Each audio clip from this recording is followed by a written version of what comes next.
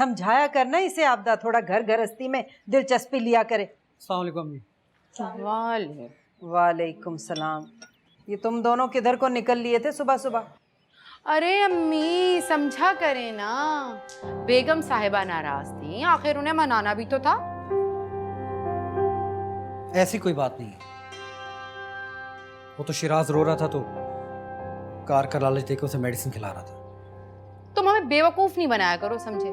जिस तरह से तुम्हारी बेगम तुम्हें दीदे फाड़ फाड़ के देखती है ना, सब समझ आता है हमें। कितना रोब है तुम्हारा और कितना डरती है वो तुमसे। भूल है आपकी, कोई औकात नहीं है उसकी मेरी जिंदगी में।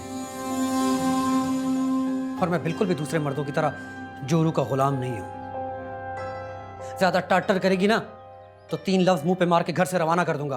अल्लाह माशाल्लाह, मेरा भाई सलामत रहो। अम्मी देख रही हैं कितना फर्मा बरदार है। भाई तुम तो ऐसा करो कि मेरे साथ के सर पे भी हाथ फेर दो, अल्लाह करे तुम्हारी तरह ही सादतमंद हो ये।